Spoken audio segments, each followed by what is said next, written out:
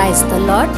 The mirror of Christ క్రీస్తు పరిచర్యలో నేను ప్రియమైనటువంటి స్నేహితులారా, ఈరోజు మీ అంతకు తీసుకొస్తున్నటువంటి మరొక అంశము, దేవుడు ఈరోజు మీతో మాట్లాడుతున్న అంశము పరీక్ష. మన విశ్వాసము పరీక్షకు గురి అయినప్పుడు మన జీవితాలు ఏ విధముగా ఉంటున్నాయి? దేవుడు మన జీవితాల్లో పరీక్షలు ఎందుకని పెడుతూ ఉంటారు?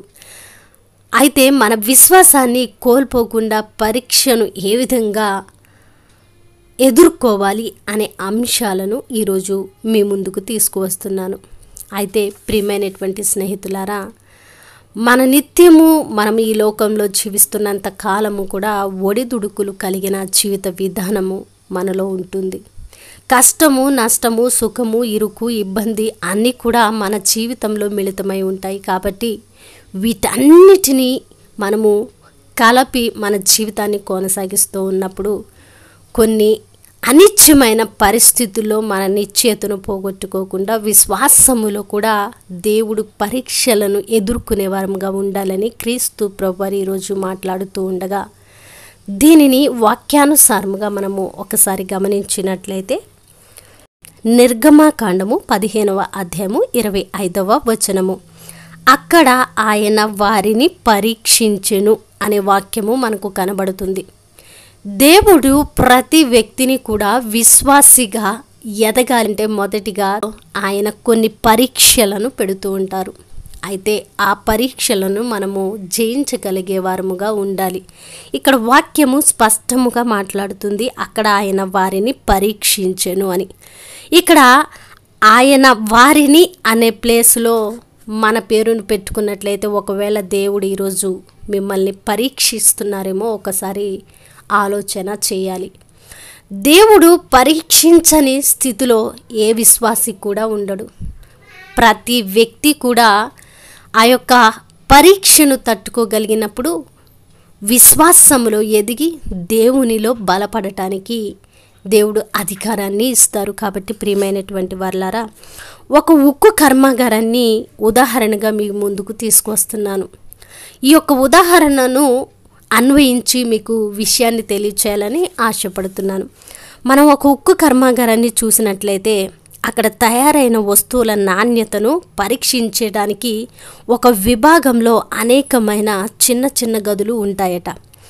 అక్కడ ఉక్కు కడ్డీలను విరిగేదాకా పరీక్ష చేసి ఏ స్థాయిలో అవి విరుగుతాయో వ్రాసి పెట్టి ఉంచుతారంట. అయితే కొన్ని మొక్కలు విరిగేదాకా వాటిని మెలికలు తిప్పుతారు, కొన్నిటిని తెగిపోయేదాకా సాగదీస్తూ ఉంటారు, మరికొన్నిటిని సన్నని తగరంలాగా అయిపోయేదాకా వాటిపై పీడనాన్ని గురి చేస్తూ ఉంటారట. ఆ విభాగం అధికారికి తెలుసు ఏ రకమైన ఉక్కు ఎంతవరకు ఒత్తిడిని తట్టుకోగలదో. ఆ ఉక్కును గొప్ప ఓడ నిర్మాణంలో వాడాలా, వంతెనలకు వాడాలా, లేదా భవనం కట్టడంలో వాడాలా, ఎలా వినియోగిస్తే అది ఎంతవరకు పని చేయగలదో అతనికి బాగా అవగాహన ఉంటుందట. ఎందుకంటే తన విభాగంలో పరీక్షించి చూశాడు కాబట్టి ఆ యొక్క ఉక్కు ఎక్కడ పెట్టి దాన్ని నిర్మిస్తే అది ఎంతవరకు పని చేస్తుందో, ఎంతవరకు అది తట్టుకోగలుగుతుందో ఆ అధికారికి బాగా అవగాహన ఉంటుంది. ఎందుకంటే అది ఆయన విభాగంలో పరీక్షకు గురైంది కాబట్టి. మరి దేవుని బిడ్డల విషయంలోనూ ఇదే జరుగుతుంది. మనం పింగాణి వస్తువుల్లాగానో గాజు వస్తువుల్లాగానో ఉండడము మన యేసుక్రీస్తు ప్రభువారికి ఎంత మాత్రము కూడా ఇష్టం లేదు. ఆయన అంటున్నారు, మిమ్మల్ని నేను శోధనలో మీ యొక్క విశ్వాసాన్ని పరీక్షించేటప్పుడు మీరు దృఢముగా తట్టుకునే శక్తి కలిగిన వారై ఉండాలి అంటున్నారు. మనం ఆ దృఢమైన ఉక్కులాగా ఉండాలి అని ఆయన కోరుకుంటున్నారు. మెలికలు తిప్పిన పీడనాన్ని ప్రయోగించినా సరే చిన్న భిన్నం అయిపోని జీవితాలు మనము కలిగి ఉండాలని క్రీస్తు ప్రభువారు ఈరోజు కోరుకుంటున్నారు. మనం గాజు ఇళ్లల్లో పెరిగే మొక్కల్లాగా ఉండడం ఆయన చిత్తం ఎంత మాత్రము కాదు. మలమల మనం ఎండలో మాడుతూ నిలిచి ఉండే చెట్టుల వలె ఉండాలని, ప్రతి గాలికి చెదిరిపోయే ఇసుక తెన్నెల్లా కాకుండా తుఫానుకి ఎదురు నిలిచే నల్ల రాతి బండల్లాగా మనము ఉండాలని యేసుక్రీస్తు ప్రభువారు కోరుకుంటున్నారు. ఇలా చేయడానికి ఆయన మనలను తన శ్రమల పరీక్ష విభాగంలోనికి తీసుకొని వెళ్ళినప్పుడు శ్రమలు అనేవి విశ్వాసం బలపడేందుకు దేవుడు ఉపయోగించే పరికరాలని మన స్వంత అనుభవాలు మనకు నేర్పిస్తాయి. కాబట్టి ప్రియమైనటువంటి వారలారా, ఒకవేళ ఈరోజు నువ్వు అనేక శ్రమల్లో ఉండి పరీక్షలకు గురవుతూ దేవా నాకు ఎందుకు ఈ శ్రమ, నాకు ఎందుకు ఈ పరీక్షలు అని దేవుణ్ణి ప్రశ్నిస్తున్నావేమో ఒకసారి ఆలోచన చేయి. కాబట్టి ఈ మాటలు నీ కొరకే. దేవుడు అంటున్నారు, నిన్ను నేను బాగా పరీక్ష చేసి నువ్వు ప్రతిదీ తట్టుకునేటువంటి శక్తి కలిగిన ఆయుధంగా నేను నిన్ను నిర్మించబోతున్నాను అంటున్నారు. విశ్వాసం గురించి ఉపన్యాసాలు ఇవ్వడం తేలికైన పని. అయితే మనం బంగారాన్ని దేవుడు ముసలో వేసి దానిలోని కాలుష్యాన్ని తీసివేస్తూ ఉండడాన్ని ఓర్చుకోగలిగితే అదే నిజమైన విశ్వాసం. అదే నిజమైన విశ్వాసంలో పరీక్షను తట్టుకోగలిగిన శక్తి. నిశ్చల సముద్రం లాంటి మన జీవితాలను శ్రమల పెనుగాలులు కదిలించడం వల్ల యేసు మనకు చేరువైతే ఎంత సంతోషం, ఎంత సమాధానం.